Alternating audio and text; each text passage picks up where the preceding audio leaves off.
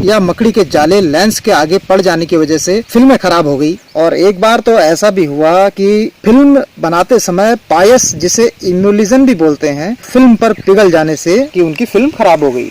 अंततः 1938 में यानी कि 1938 में कॉर्बेट साहब ने एक अच्छा वीडियो प्राप्त करने में अंतिम प्रयास करने के लिए पूरी सर्दियां उसमें लगा देने का फैसला किया। और अपने एक्सपीरियंस से यह सीख जाने पर कि बाघ का अटकल पच्चू चित्र ले पाना संभव नहीं है, उनका पहला विचारणीय प्रश्न था उपयुक्त स्थान की खोज करना। और अंततः इसके लिए उन्होंने 50 गज चौड़ा एक खुला हुआ खड्ड चुना, जिसके बीचों बीच एक छोटी सी जलधारा बह रही थी। वो यही जलधारा है जो आपको सामने दिखाई दे रही है, और वो यही खड्ड है जो इस चोटी से नीचे दिखाई दे रहा है। इसी की उनको तलाश भी थी और यही उनको मिला। उस वक्त इसके दोनों ओर घने जंगल और क्षुद्र वन उगे हुए थे, और आज भी ये कटाव होते होते जंगल कुछ हल्के हुए हैं, फिर भी आज भी यह जंगल दोनों तरफ, जैसा कि आप देख पा रहे हैं, बहुत घना है। और बहुत नजदीक से चित्र लेते समय कैमरे की आवाज बंद करने के लिए कॉर्बेट साहब ने ये जो जल की धारा आपको सामने दिखाई दे रही है, इसको रोक रोक कर कई जगह पर कुछ इंच ऊंचे झरने बनाए, ताकि यहाँ पर जो पानी गिर रहा है इस समय आपको दिखाई दे रहा है, इसकी जो ज्यादा आवाज है उससे डिस्टर्बेंस कम हो सके। और उन्होंने उस आवाज को डाइवर्ट कर दिया छोटे छोटे झरनों में। फिर कॉर्बेट साहब ने बाघों पर घेरा डालना शुरू किया और 7 बाघों को अलग इलाकों से ढूंढ कर उन्हें एक साथ अपने जंगल स्टूडियो में कुछ गजों की दूरी पर बुलाकर लाना शुरू किया। लाना और भी मुश्किल काम था, जिसमें बहुत दिक्कतें और निराशाएं भरी हुई थी, क्योंकि इस क्षेत्र में जिसमें कॉर्बेट साहब काम कर रहे थे, कालाडूंगी का ये वो हिस्सा था, इसमें बाघों का पहले काफी शिकार किया गया था। दोस्तों, ये नहर सर हेनरी रैमजे के शासनकाल में बनाई गई थी और आज भी एक बहुत बड़े एरिया को पानी की आपूर्ति करती है। ये बौर नदी जो मेरे बाईं तरफ बह रही है, इससे पानी उठाती है और यहाँ से पतरामपुर चकलवा तक वहाँ के खेतों को सिंचाई के लिए पानी उपलब्ध कराती है। इस नहर की लंबाई 8.9 किलोमीटर है और 74 क्यूसेक पानी ये अपने साथ लेकर के चलती है। ये नहर 22 गांवों को पानी उपलब्ध कराती है। मैं इस नहर के बारे में एक अलग से वीडियो बनाऊंगा जिसमें सारी डिटेल्स बताने का प्रयास करूंगा। और आज हम लौटते हैं अपने टॉपिक पर। हम चल रहे हैं उस जगह पर जहां पर कॉर्बेट साहब ने 7 टाइगर्स को एक साथ अपने स्टूडियो कैमरा में रिकॉर्ड किया था। दोस्तों, महामारियां कॉर्बेट साहब के समय में भी हुआ करती थी। उस वक्त जिसको हम आज मलेरिया और कॉलेरा कहते हैं, यही ऐसी बड़ी महामारियां थी जिसको आप कोरोना से तुलना कर सकते हैं। ये ऐसी बीमारियां थी जिनका तब कोई इलाज नहीं था और इसका इलाज प्रकृति से ही ढूंढा गया था। और आज भी अगर हम चाहें तो कुछ प्राकृतिक नुस्खे ऐसे अपना सकते हैं कि हम कोरोना से अपना बचाव कर सकते हैं और अपने जीवन की रक्षा कर सकते हैं।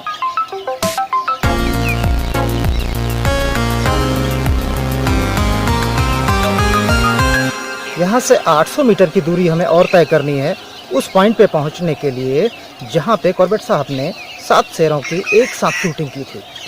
तो चलिए दोस्तों, यहाँ से ये अब सिंगल पटरी शुरू हो जाती है। हमें इसी पटरी पे ही चलना होगा और इसके लिए हमें चलने का अनुभव भी होना बहुत ज़रूरी है। ये इन सिंगल रास्तों में चलने के लिए थोड़ा सा सावधानी की ज़रूरत तो पड़ती ही है। दोस्तों, आप देख रहे हैं मेरे सामने बाईं तरफ नदी बिल्कुल सूखी हुई है। इसी पानी को डाइवर्ट करके इस कनाल में डाला गया है।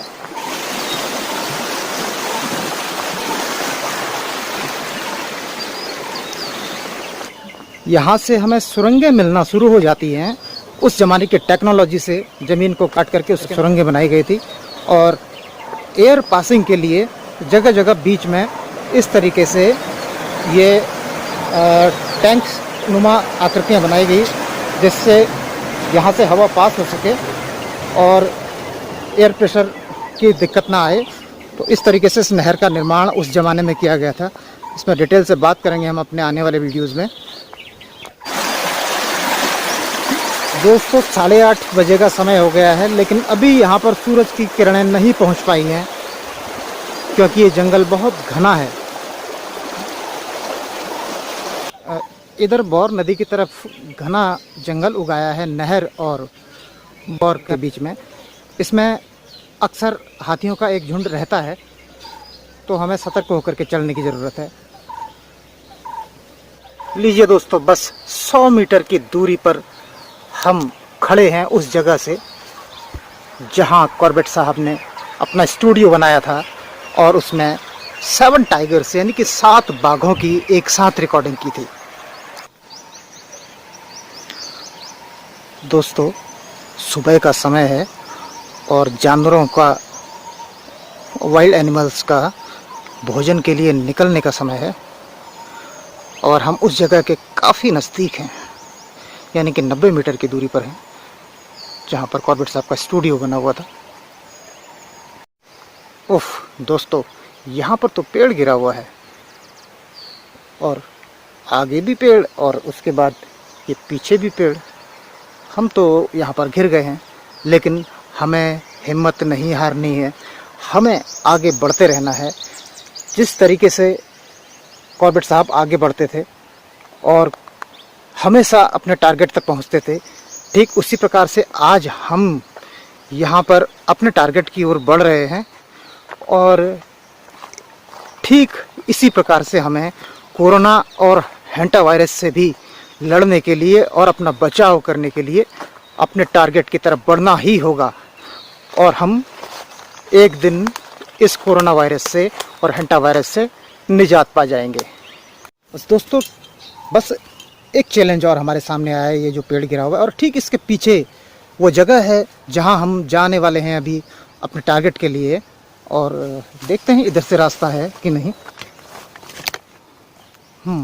इधर भी लंटाना की झाड़ियाँ लगी हुई हैं, ये भी बंद है और इधर पूरा ये पेड़ गिरा हुआ है और इसने पूरा मार्ग बंद करके रखा हुआ है। देखते हैं, कोई ट्रिक निकालते हैं और हमें आगे बढ़ना ही होगा। चलिए दोस्तों, मैं कोशिश करता हूँ यहाँ से निकलने की। हमें थोड़ा पेड़ों पे भी चलना आना चाहिए और अगर नहीं आता है तो हमें सीखना पड़ेगा कि पेड़ों पे किस तरह से चढ़ा जाता है, ये हमें सीखना भी होगा। और अगर हमें ये पेड़ों पे चढ़ना और उतरना आता है तो हम आसानी से इन छोटी छोटी बाधाओं को पार कर सकते हैं, जैसे मैंने पार कर ली है। दोस्तों, बस ये सामने रही वो जगह जहाँ पर कॉर्बेट साहब ने अपना स्टूडियो बनाया था।